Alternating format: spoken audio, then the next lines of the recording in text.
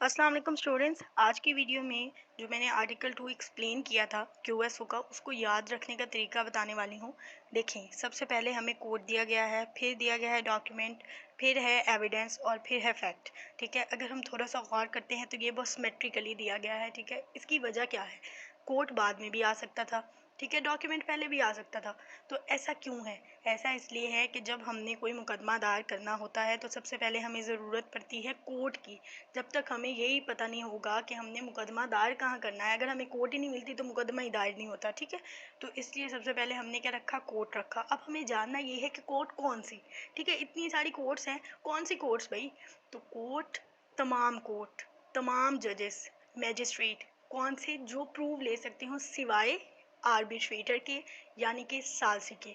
जो सालसी है वो कोर्ट में शामिल नहीं होगा, बाकी तमाम जो हैं पर्सन्स जो सबूत ले सकते हो वो क्या होंगे? कोर्ट कहलाएंगे। अब अगली बात आती है डॉक्यूमेंट की। ठीक है, डॉक्यूमेंट क्यों ज़रूरी है? क्योंकि जब तक हम डॉक्यूमेंट जमा नहीं करवाएंगे, अदालत को क्या पता कि आप लोग क्यों आए हैं उसमें। ठीक है, तो हम कहते हैं ना अक्सर, भाई अपने डॉक्यूमेंट्स जमा करवा दें। ठीक है, चाहे वो प्लान हो, रिटर्न स्टेटमेंट हो, हम उसको डॉक्यूमेंट ही कहते हैं, जमा करवा दो भैया अपने डॉक्यूमेंट। तो उसके रीज़न यही है कि वो अदालत को पता तो चले भाई आप आए क्यों हैं। ठीक है, तो डॉक्यूमेंट क्या होता है? डॉक्यूमेंट कोई भी सब्सटेंस है, कोई भी ऐसी चीज़ है जिसके ऊपर आपने मार्क लगाया होगा। ठीक है, जिसके ऊपर आपने कोई 1 2 3 लिखा होगा, ABC लिखी होगी, या कोई नाम लिखा होगा, किस लिए? कि याददाश्त रहे।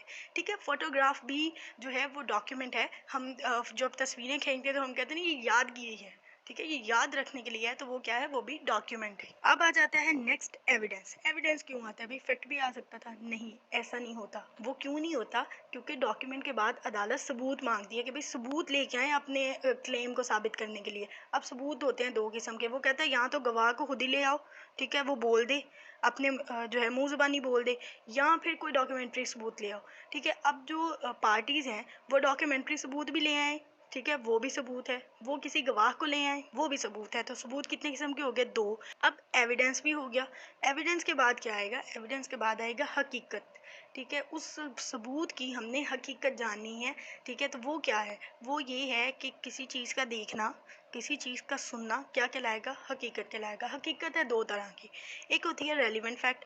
एक फैक्ट जब दूसरी फैक्ट के साथ मुमासलत रखती है, ठीक है, मिलती है, तो उसे हम कहते हैं रेलिवेंट है, मिलती जुलती है। रेलिवेंट का आप ये याद रखें, मिलती जुलती फैक्ट। ठीक है, और एक फैक्ट जो मामला की वजह होती है, ठीक है, वो हकीकत जो मामला वजूद में आने की वजह होती है, उसे हम कहते हैं फैक्ट इन इशू। ये हम कहते नहीं है, यही जो है ना वो बोन ऑफ कंटेंशन है।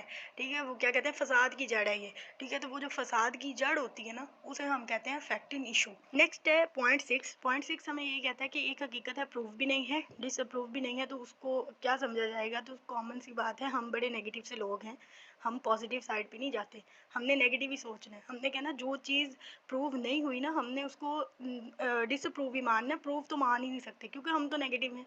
ठीक है, तो वो क्या होगी? वो कॉमन सी बात है हमारे लिए, वो डिसअप्रूव है। ठीक है, हमने उसको प्रूव नहीं मानना।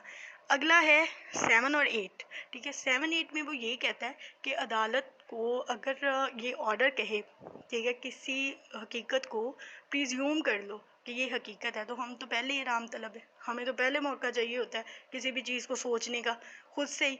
ठीक है, तो अदालत तो क्या करेगी? अदालत उसको प्रिज्यूम कर लेगी। ठीक है, वो क्या होगा? वो प्रूव हो जाएगी। जब तक उसको कोई डिसअप्रूव नहीं करता तब तक वो प्रूव रहेगी। D9, और D9 कहता है हमें कॉन्क्लूसिव प्रूफ, हतमी सबूत। एक चीज़ जो हतमी है, जो बदल ही नहीं सकती, ठीक है, उसका सबूत भी है, तो उसको देख के हम गलत तो नहीं कह सकते। ठीक है, तो हतमी चीज़ तो वैसे ही प्रूफ समझी जाती है, तो वो क्या होगा? वो प्रूव होगी। अगर उसके साथ मिलती कोई दूसरी हकीकत भी है तो उसकी वजह से, हतमी सबूत की वजह से, वो भी प्रूफ समझी जाएगी। ये था जी वो मेथड जिससे मैंने क्यूएसओ याद किया हुआ है और मेरी फिंगर टिप पे है, और उम्मीद करती हूँ आप लोगों को भी आज के बाद क्यूएसओ मुश्किल तो नहीं लगेगा। ठीक है, और आप लोगों को इस लेक्चर की समझ आई होगी।